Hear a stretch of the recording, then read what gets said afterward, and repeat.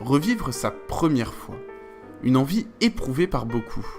La première fois est toujours un moment très particulier. Et cela, peu importe le domaine.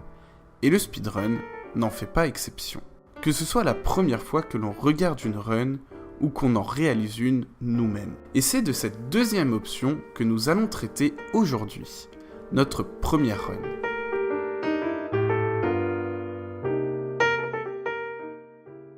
Si pour certains se lancer dans une nouvelle activité telle que le speedrun est facile, pour d'autres c'en est une toute autre affaire. Entre la peur de ne pas y arriver, de ne pas aimer ou simplement de ne pas savoir par où débuter. C'est alors qu'il va falloir se renseigner sur les différentes runs existantes et demander conseil au plus de monde possible.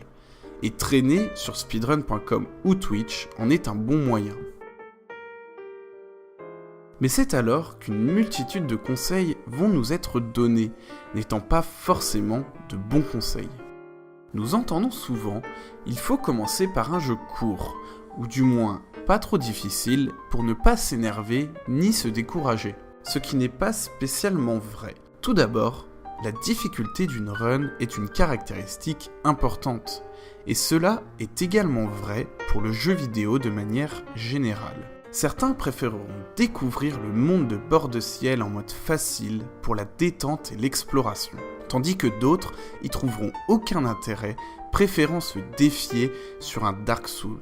Et pour ces gens-là, une run trop facile engendrerait un ennui prématuré. Ce genre de logique est également utilisable pour la durée d'une run. Si certains les préfèrent courtes, d'autres trouveront beaucoup plus agréable de jouer pendant plusieurs dizaines de minutes, voire heures, gérant mieux leur stress de cette façon, ou préférant quelque chose de moins condensé.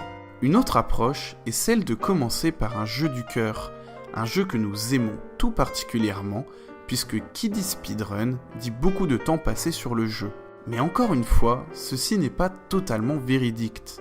Ce n'est pas exact de dire qu'il faut passer obligatoirement beaucoup de temps sur le jeu, certaines runs étant très rapides à apprendre et n'ayant pas tous pour but de battre le record du monde, passer énormément de temps sur le jeu n'est pas nécessaire. Il ne faut pas non plus oublier que speedrunner nous fait découvrir une nouvelle façon d'appréhender un jeu, ce qui rend l'expérience très différente.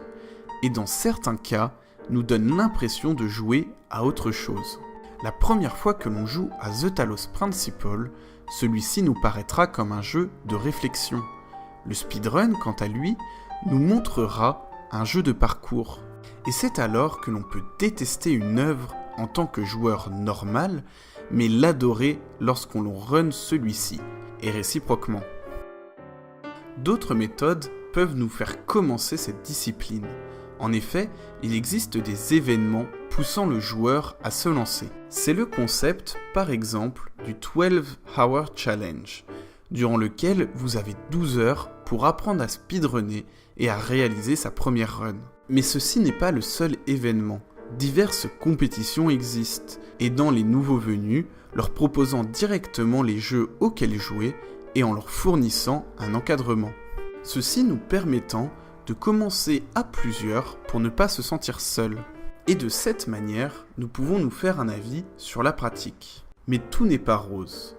En effet, la sélection n'étant pas la nôtre, le contexte étant spécial et les contraintes, même faibles, vont jouer sur notre appréciation du speedrun, en bien comme en mal, selon les individus. Mais alors, existe-t-il un conseil universel qui serait vrai pour chacun ?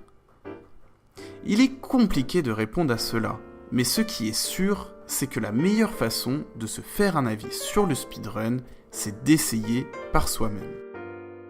Finalement, plutôt que de vouloir à tout prix commencer par un jeu que nous aimons par-dessus tout, par une run courte car moins contraignante, ou par un jeu assez facile pour ne pas s'énerver, ne devrions-nous pas plutôt commencer tout simplement par une run qui nous intéresse et voir ce que cela donne, peu importe les contraintes que celle-ci nous impose ou les a priori que nous pouvons avoir ou entendre.